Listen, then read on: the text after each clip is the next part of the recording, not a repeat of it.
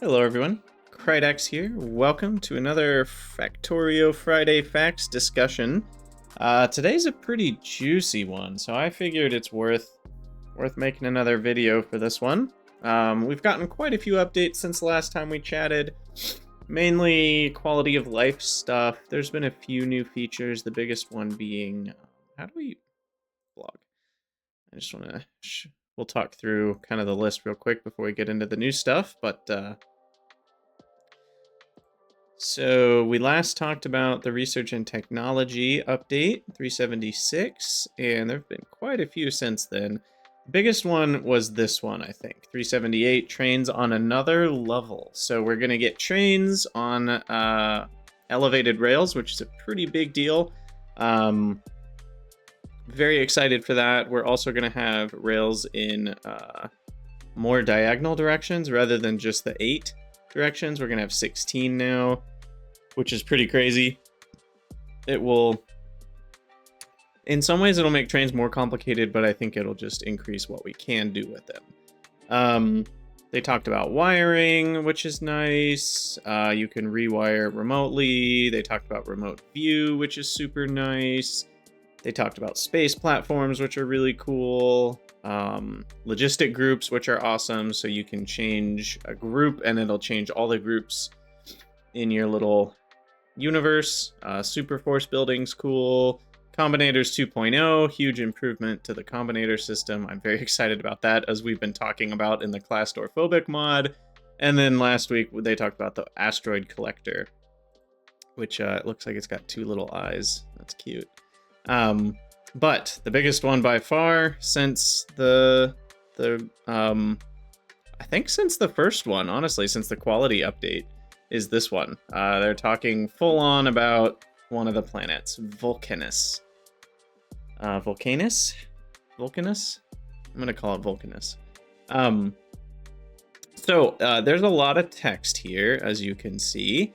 And so I'm not going to read literally every word. I'm going to kind of skim through it, and you can go read the update yourself, but we're going to mostly skim through it and talk about it as we go.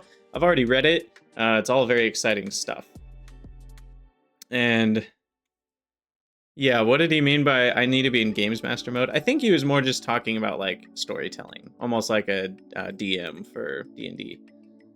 But yeah, first they talk about the terrain and the natural aspects. They talk about kind of the mountains and the geological landforms and lava pits. A great place to get rid of waste items, the lava, that is.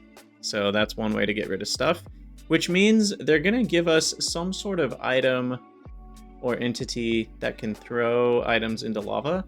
I assume they're not just talking about put an inserter next to lava. Maybe that's all it is, but there might be another way to dump stuff into lava. There's little mountains, so lots of cliffs, but yeah, we'll watch these little GIFs. So the first one, it's driving through some ashy, barren landscape. These are like the sulfur vents, and those are going to be resource nodes where you can get sulfuric acid directly from the planet, which is pretty cool.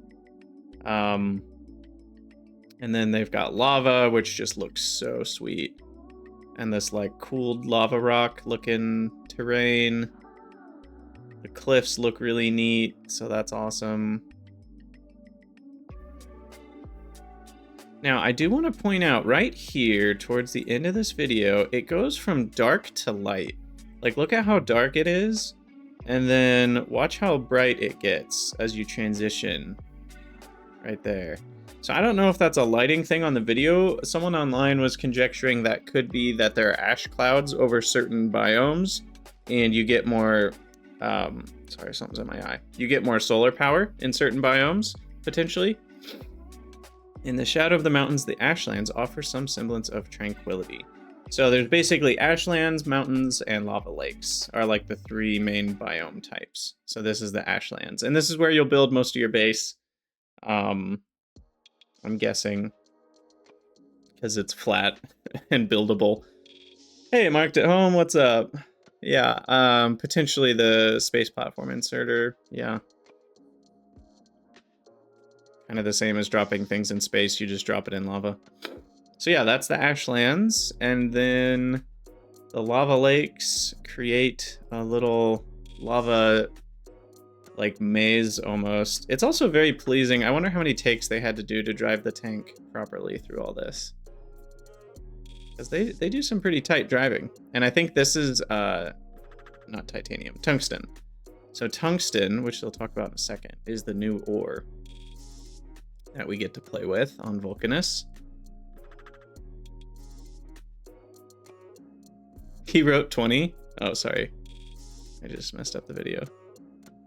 Apparently, he had to do 20 takes to drive through that successfully. Or, yeah, driving in slower speed, Dev Barb, that would work too. This is also interesting. They say, finally, the pursuit of tungsten beckons exploration deeper within the lava maze. That's why you're really here, right? With unyielding toughness, that little drill you brought won't do you much good.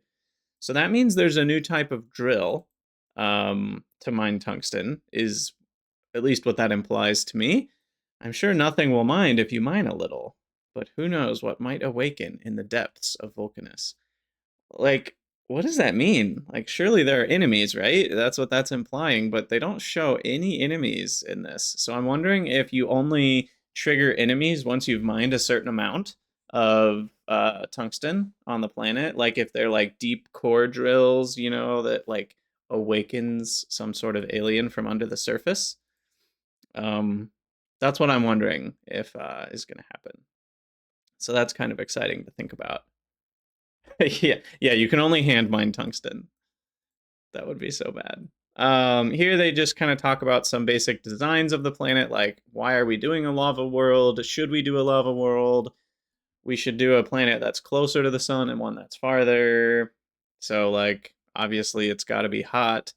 So they kind of explain some of those basics there. And here they talk about the ashlands are a great place to build because they're flat. The mountains have resources that you need immediately, which is the sulfur and I assume iron? It looks like iron. Oh, no. Sorry, not iron. It's the other one. They talk about it. There's one other new ore. I don't know why I didn't mention that yet. What's it called? Calcite? I think it's calcite.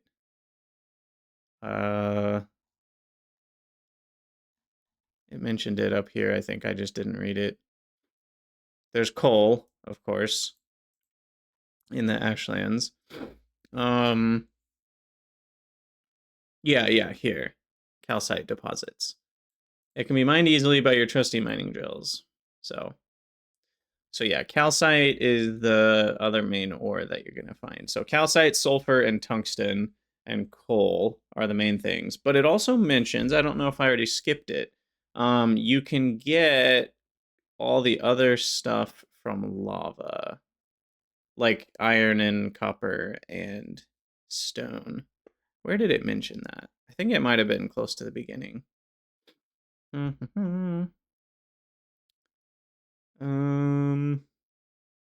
might have missed it.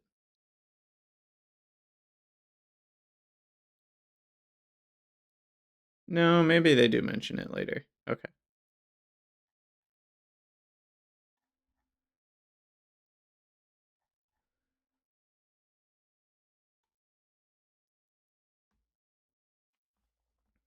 Yes, the floor is lava, literally. I am also curious what happens if you drive into it with a tank. Okay, those were later moved to a different planet. Also, it talks about additional forms of vegetation, so on a different planet. So we'll have some other stuff, of course, on other planets, but that's not that surprising. Here's just a cool map pic. Look at this. You can see all the cliffs. Total nightmare for me. And cliff explosives are hopefully going to be available, but it does mention you don't get them till later. Oh, here's what I was looking for. Over time, the lavas become a more pivotal part of the gameplay because it provides a lot of new opportunities. It's a new obstacle that you can't landfill for a long time. So there is a late game way to landfill lava. Lava gives you iron, copper, and stone. The excess can be thrown back in, and so it's kind of like core mining in space exploration, but you don't have to worry about the excess, which is nice. Coal gives you coal, obviously. but with liquefaction you can get oil. And so there's kind of the full vanilla suite of items. And then sulfuric acid geysers. Calcite is a new resource which is only useful when combined with other things, and then tungsten, which requires some special smelting methods. So I am excited about that, seeing kind of what they do with the special smelting. And then they talk about the map generation and how they spent a lot of time designing and building it. It does have a starting area that's pretty fixed. So there's going to be a starting like mountain, ashlands, and lava basin that will all have the things you need, as well as probably a semi-reasonably large flat area that's guaranteed. And then, yeah, that's basically all that's about. And then they talk about the tile sets, like volcanic rock can be like the spongy, kind of folded, almost like dried lava look, or the cracked land. This is kind of the ash barrens look, almost like grassy sand. And this is quite like sand, actually. So a lot of cool new terrain looks. I do feel like the Alien Biomes mod by Arendelle, was like step 1 towards this, and this is, step 10. This is just really awesome stuff. I love the way this looks. It's so cool. Like this, like lava is just underneath the surface kind of look. The lava requires some special attention.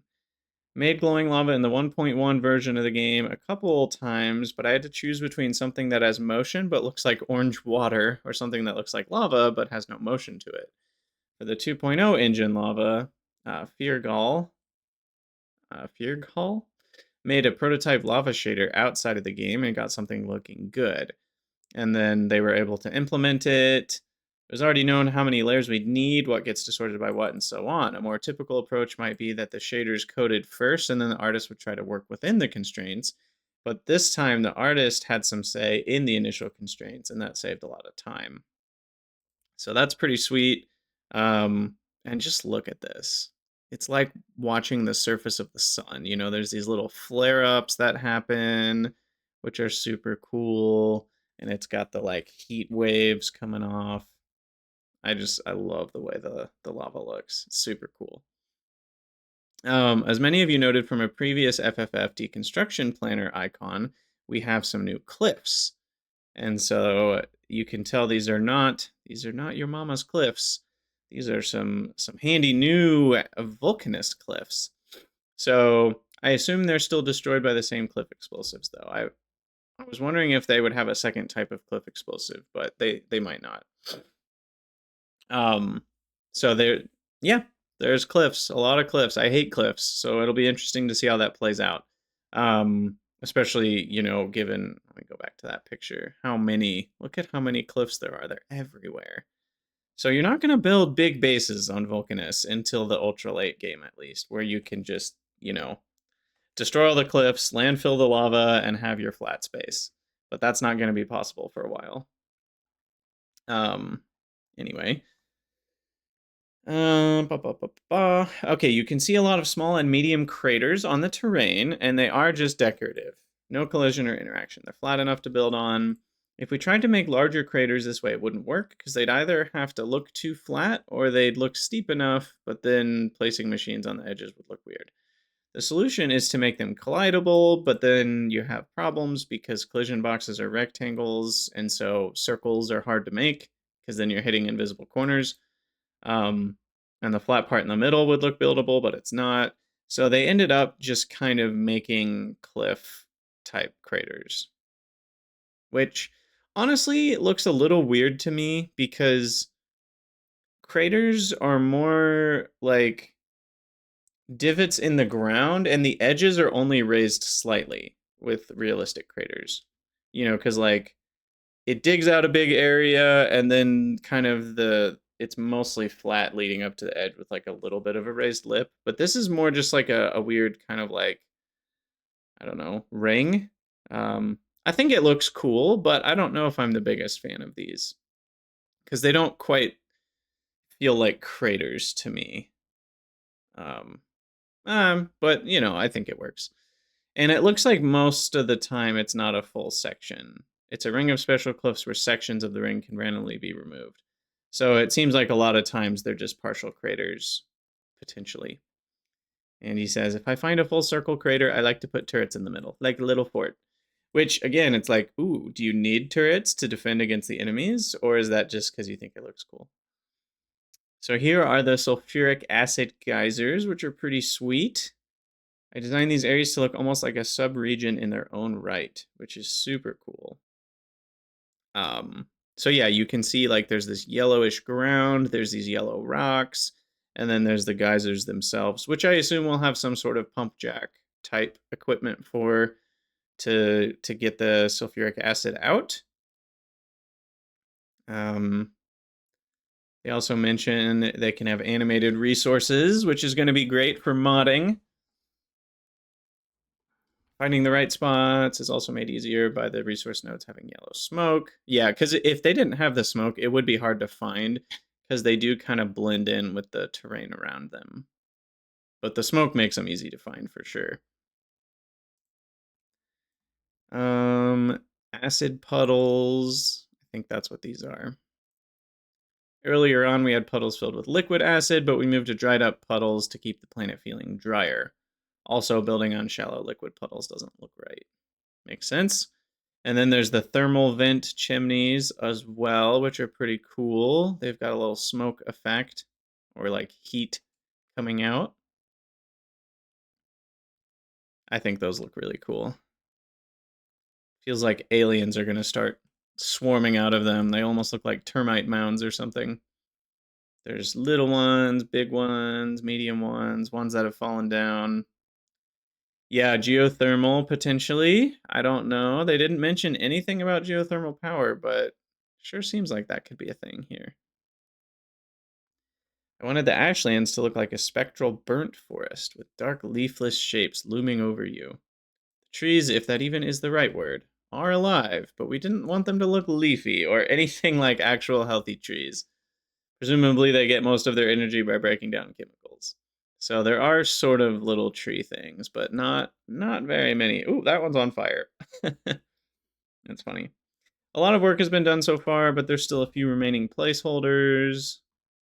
The obvious ones for now are tungsten and calcite resource graphics. So right now they are just recolored ores, but it seems like they're going to do something different with that. So that's cool.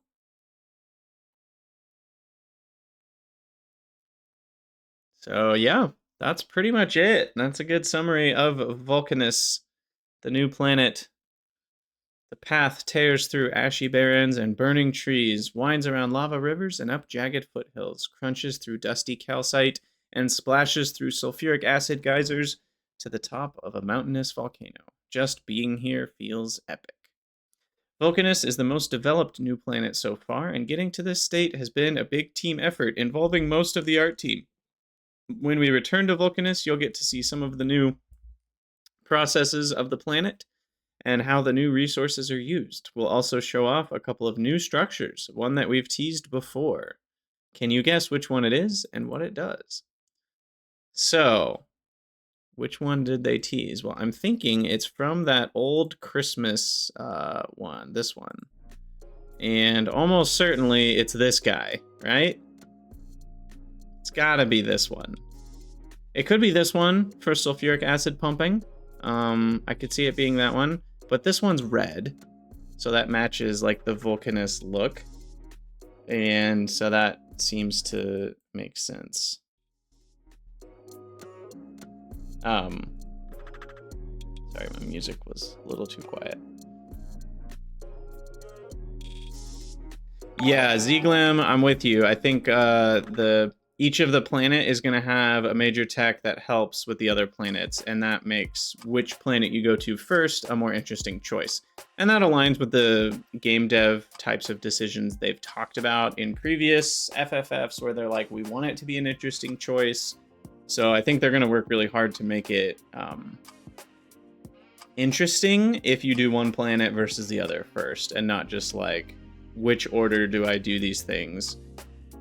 Where it kind of feels the same either way. JCB, thank you for the follow. Welcome from YouTube. Great to have you. But yeah, this thing looks like some sort of melting crucible thing that I'm guessing is what we'll use for tungsten. So that's my guess as far as which teased building. Other than that, I don't know what they're referencing if they're talking about a building they've teased before, because I don't think they teased anything in any of these FFFs, right? This one was just about quality. I don't think it had any teasers, right? Maybe? Unless there's something in a picture. Yeah, I don't see anything. And I don't... Unless one of these had like an icon somewhere, potentially, that was a teaser. But I don't remember anything. Is there anything in this picture that we don't know about? Well, there's the elevated rails. But we already knew about that. Also, worth noting, look at this. This is on a planet, right? And that planet ain't Navi.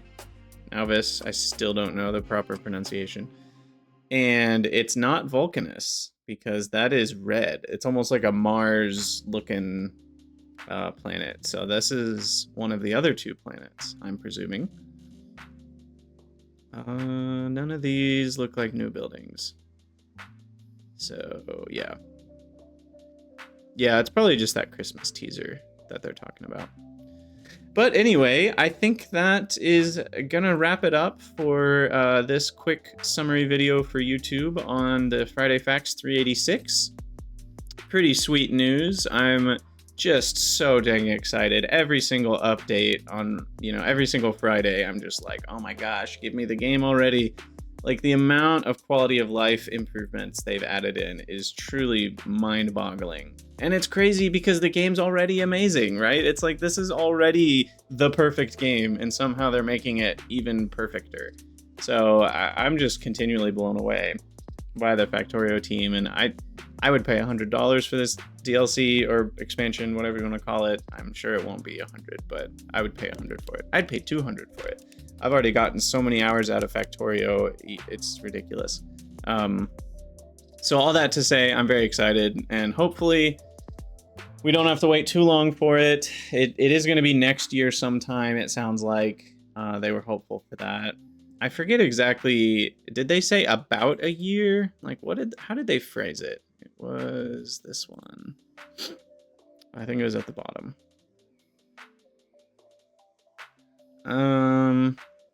Current state, the bad news. Here. About 1 year from now, they said, and that was in August. So we still have a while to wait. And it's very possible that they delay it. There's no question in my mind that they are going to delay this expansion if they're not ready and if they don't think it's up to snuff. They are only going to release it once they think it's perfect. Minus, obviously there's always a few small bugs and small things that you're okay releasing. But Woob is not a dev studio that's going to release something before it's ready. So, yeah, I mean, I would expect they get it out before Christmas, just because of holiday sales and stuff, but not that they'll put it on sale, but they want to sell more copies for the holidays because people will buy it as gifts for their friends and stuff. But anyway, yes, there's probably a frozen planet and a bioplanet, Teus. I agree. Those are the headlining ideas. The other options are water planet.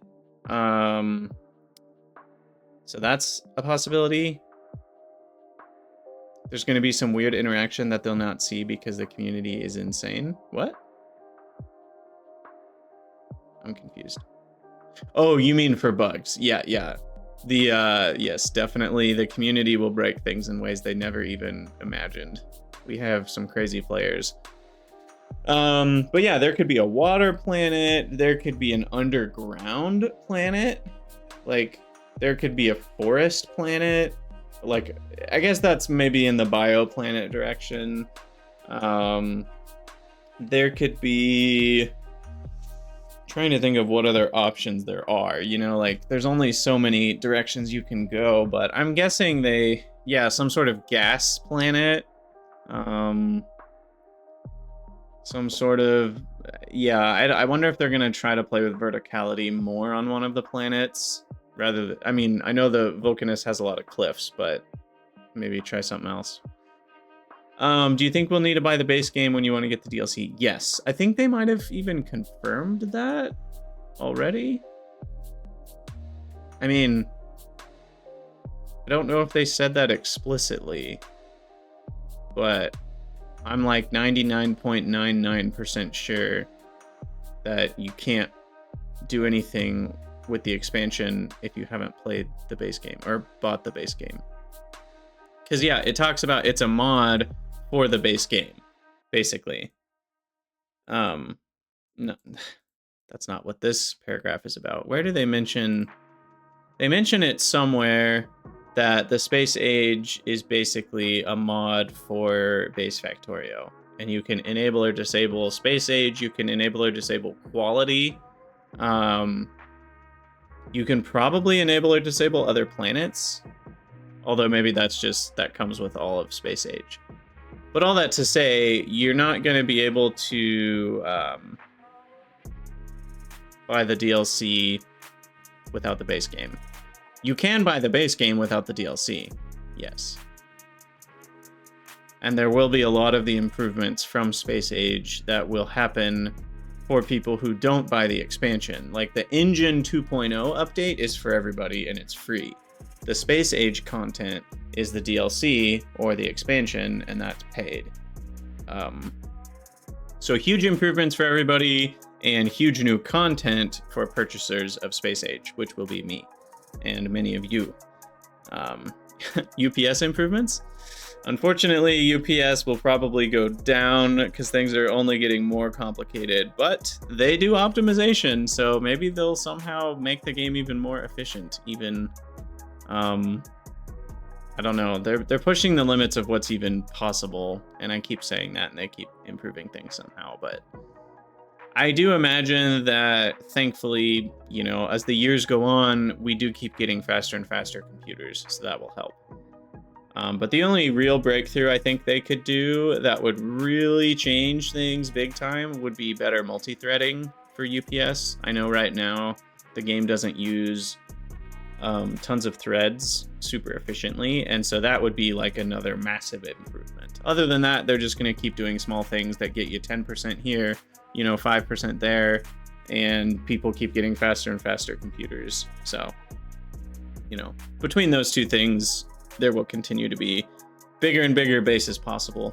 But all that to say, I'm going to end the video here. I will keep streaming and play some Classed or Phobic, but we'll be done talking about Space Age until the next Factorio Friday Facts catches my fancy. So as always, for those of you on YouTube, let me know what you guys think down in the comments below about Vulcanus, the new planet, one of 4 that we know are coming. What picture? Sorry, I know I said I'm going to be done here, but I just want to see what picture they used real quick. Space Age. They showed pictures here. Okay, so this is the picture they had of Vulcanus. And here are the other 2 pictures. So it does look like some sort of bio-green planet. That looks like Australia right there. And then this looks some sort of Mars-y type planet. But we'll see. This is definitely the colder one, if I had to guess. So, as always, let me know what you guys think in the comments, and I'll see you in the next one.